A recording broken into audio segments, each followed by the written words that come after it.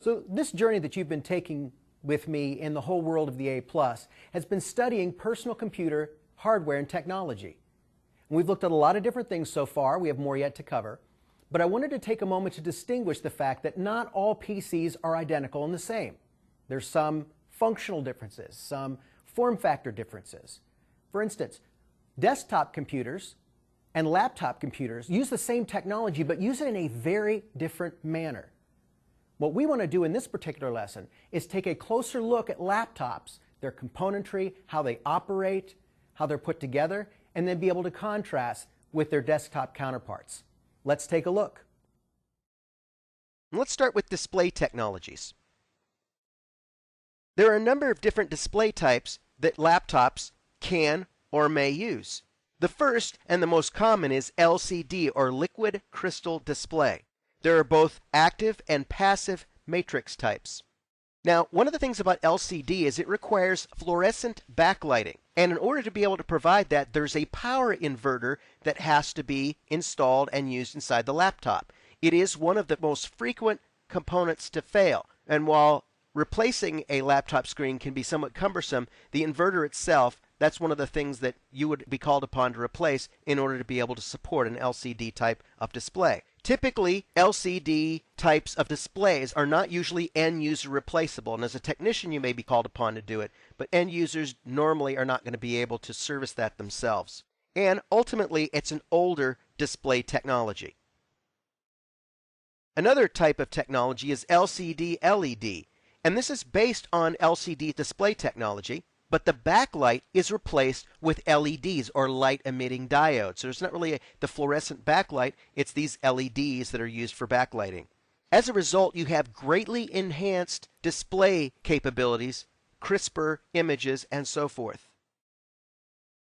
Next, you have what's called organic LED, or just OLED.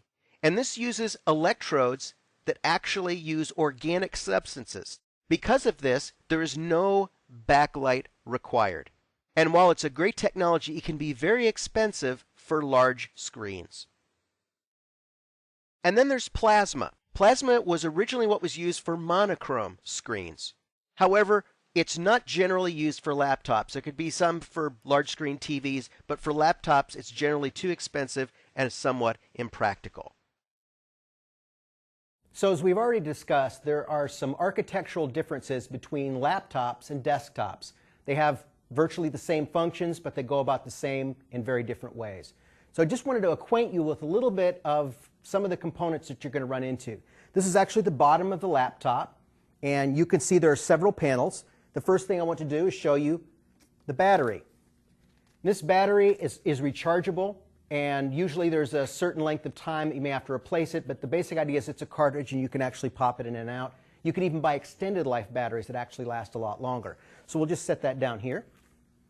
Next, one of the other panels that you may actually want to take a look at is the memory compartment, because under here is actually the RAM, and you notice it's in the smaller form factor for memory we talked about.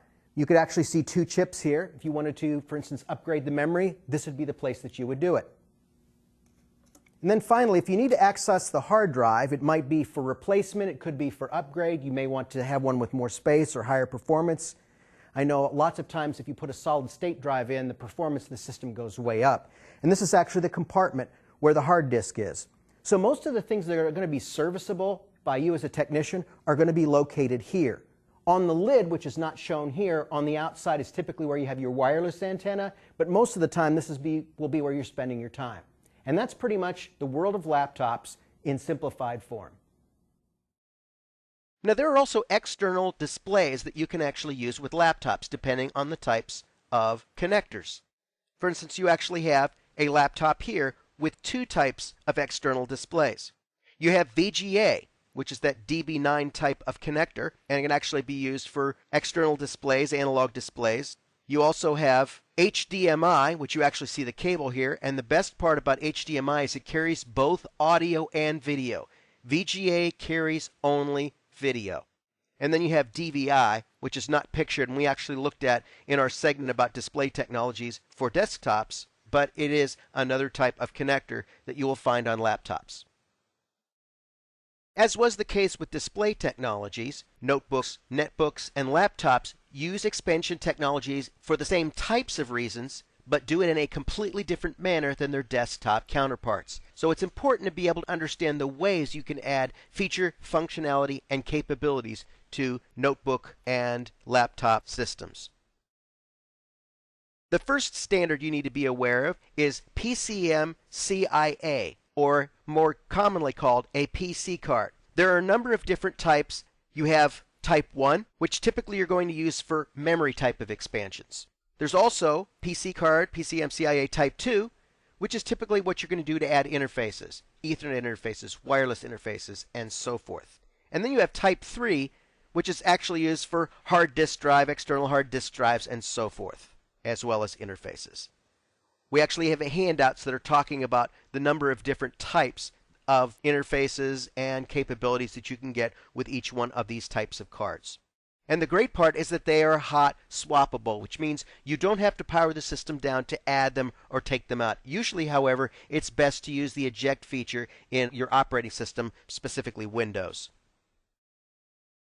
Next, you have the card bus technology, which is essentially PCM-CIA 5.0. It's a 32-bit interface with a 33 megahertz bus, and it has a different notch size as well. For example, you actually see here it has a gold edge, and this is one of the things that you will actually see in a card bus type of adapter.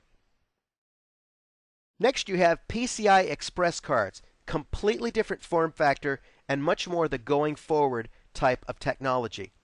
It's the latest PCM-CIA standard, and it uses a PCI Express bus or the USB 2.0 standard, and there are several different types. You have the Express Card 34, very small, uses 26 pins. You have the Express Card 54, which still has the same type of connector, but obviously a larger form factor, and it has sort of the L shape that you see. And then you have the 68-pin Card Bus PC card. So you have the Express Card and the PC card type of standard. Again, it's the latest PCM-CIA standard. It is not PCM-CIA and card bus compatible. That's the other thing you need to realize. There isn't a backwards compatibility with it. Another type of expansion is what's called Mini PCI or PCI Express. It's part of the PCI version 2.2. It uses a 32-bit interface and a 33 megahertz bus, and these cards are actually installed on the motherboard. In other words, it's fully enclosed in the laptop case, and frequently used for things like Wi-Fi, Bluetooth, modems, sound cards, PATA, SATA controllers, and so forth.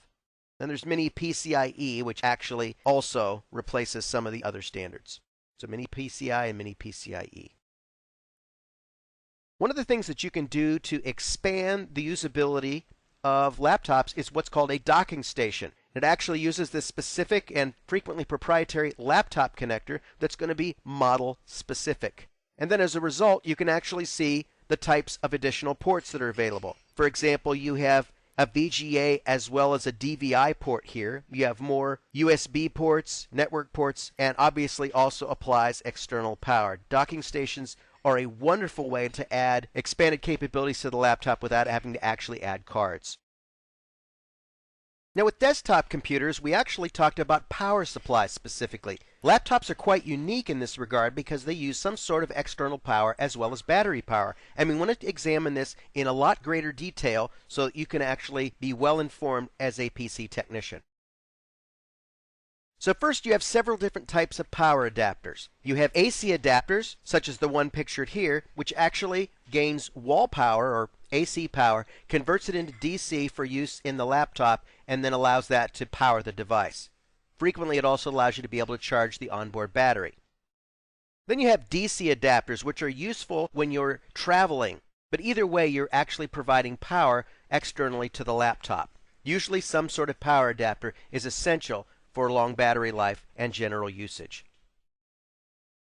The next aspect of laptops to understand, and you probably already know sort of innately, happens to do with batteries. What we have actually pictured here are AA batteries, but the point's the same. These are devices that actually provide power in some sort of a form factor. The first type of battery is what is called NiCad, or nickel cadmium. These have a short charge life. In In other words, you charge batteries like these and they discharge over a fairly brief period. They have what are called memory issues. In other words, if you don't correctly charge and discharge them, they can actually drain very quickly, and sometimes what's called a battery memory issue. Next you have NIMH batteries. These have a longer charge life and fewer memory issues that cause rapid drainage. Normally, along some period of time, there's a life cycle for batteries that once it's been charged and discharged so many times, you essentially have to replace it. But without having a memory type issue, you can actually get more charges out of it. And then finally, you have lithium-ion batteries. This has the longest charge life and the fewest memory issues, essentially no memory issues, and are the most desirable as far as laptops. No doubt, as things continue to progress from a technological standpoint, there will be additional ways to power laptops. I've even heard different sorts of helium-based systems, or hydrogen-based systems rather, being entertained, but nothing generally on the market yet. Now, lithium-ion batteries do not last forever. They still periodically need to be replaced. The cycle is going to vary, but typically it's going to be about 2 to 3 years depending on the amount of use. One common fact with desktop computers is that so many of the components are easy to upgrade. You can upgrade a power supply to be able to give you greater wattage and more connections for more devices. You can actually upgrade motherboards or processor, memory, hard disk drives. But when it comes to laptops, the type of upgrades, things that you can easily upgrade as an end user versus a factory technician, are a lot narrower in scope. Let's actually look at things that can be upgraded within a laptop or a notebook environment. So let's look at components that are upgradable versus those that are not easily upgraded. So we'll talk about non-upgradable components first. You have the motherboard. Usually these are proprietary to the laptop manufacturer and designed to fit in the case that they've created. You may replace the motherboard if it's defective, but you're generally not going to upgrade the motherboard. Onboard video, meaning integrated into the motherboard, is not an upgradable component either. It's simply part of the infrastructure once the device is created. Now, in the strictest sense, the LCD screen can be upgraded. It's not really upgradable in the sense that it's just an easy plug-and-play type of things. But you can actually go from a matte finish LCD screen to a high-res glossy screen. But it's just not a simple process that most end users would want to do. Technicians, on the other hand, would probably be better suited to the task. Now let's talk about what's upgradable and or replaceable. RAM, you can easily upgrade. I bought a netbook for my wife a number of years ago. It had the absolute minimum RAM, and I was able to easily get greater memory by swapping out the SODIMM chips. Many times you can replace the processor if it's not soldered into the motherboard. And then, of course, optical drives usually are in an internal bay that's easily ejected and allowed to be populated with something else. And, of course, the other easily replaceable component is a hard disk drive. I actually had the unfortunate experience of dropping my laptop, the one that I used to record all of my lessons on, and it damaged the video screen beyond repair and actually ended up causing a hard drive failure. So it's easy to be able to replace a component like a hard disk drive even as an end user. And the keyboard is a replaceable component. It might be a good idea to draw a clarification between end user replaceable and technician replaceable. In some cases, it might be fairly simple for an end user. For instance, replacing a hard drive is not usually terribly difficult. But when you start to get into keyboards and other sorts of things, it can actually create a lot more challenge. And there are some technicians that won't even bother working on a laptop because the amount of trouble that it can create, the things that can easily be broken. So there might even need to be a further clarification that only experienced technicians might want to do certain things like this, such as keyboard replacement. The function keys on desktop computers certainly have various uses, but on laptops they have an additional set of capabilities that are very important to be aware of. Normally they're labeled in some form or fashion, and sometimes the layouts are going to vary, but it's important to understand what keys perform what functions, no pun intended. So the function keys, as shown here, are actually at the very top of the keyboard. And you can actually see depicted here that there are some blue lettering that actually indicates some of these functions that the function keys perform. One of the things that's important to understand is that function keys control a number of different laptop features. turning different things on or off, for example. There are times when the function key will actually turn the wireless on and off. At other times, there'll actually be a physical switch on the side of the laptop, which can sometimes be the reason why a particular end user may think their wireless isn't working. They don't realize there's a switch on the side. So keep that in mind. Now, the layouts are going to differ by manufacturer. Dell may have one layout. HP may have another layout. Asus may have another layout. And it's important to understand that whatever layout's being used by your manufacturer, to have a good awareness of what the various keys do. Now, the features that the function keys actually enable are as follows. And this is not an exhaustive list. This is just representative. First, screen brightness. You can actually have the screen get darker or brighter, depending on how you use the function key. For instance, on my laptop keyboard, function 5, F5, and F6 are used to be able to brighten or darken the screen. Next, you have the volume control for the internal speakers on the laptop. This is actually controlled by using the function keys. And again, you're going to have one key that's going to make things louder and one key that's going to make them softer.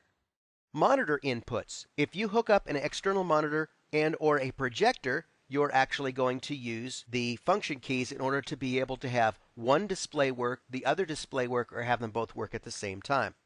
And then frequently the wireless connectivity is actually going to be enabled or disabled based on the function keys as well. Again, this is not exhaustive, but it gives you a representative idea of the different functions that your particular device is going to have based on the function keys. When in doubt, check your owner's manual. As we wrap up this lesson, let's talk about a couple of very important terms. First, LCD, which stands for liquid crystal display.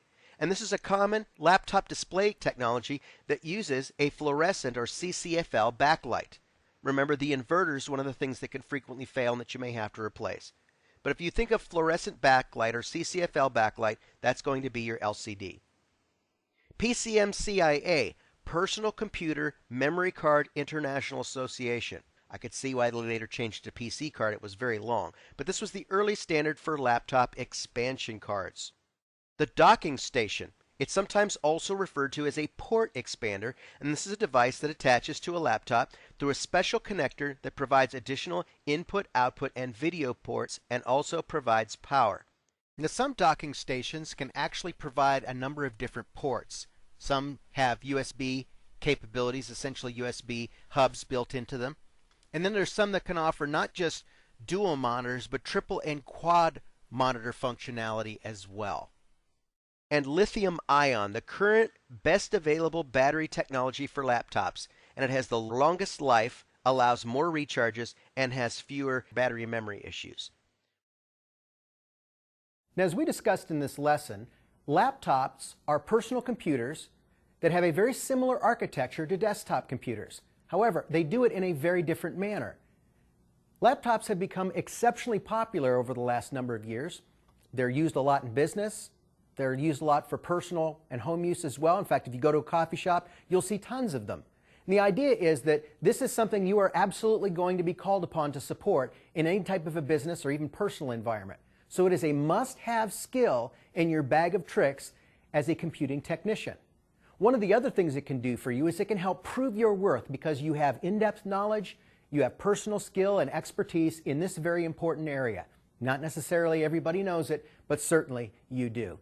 Thanks for listening.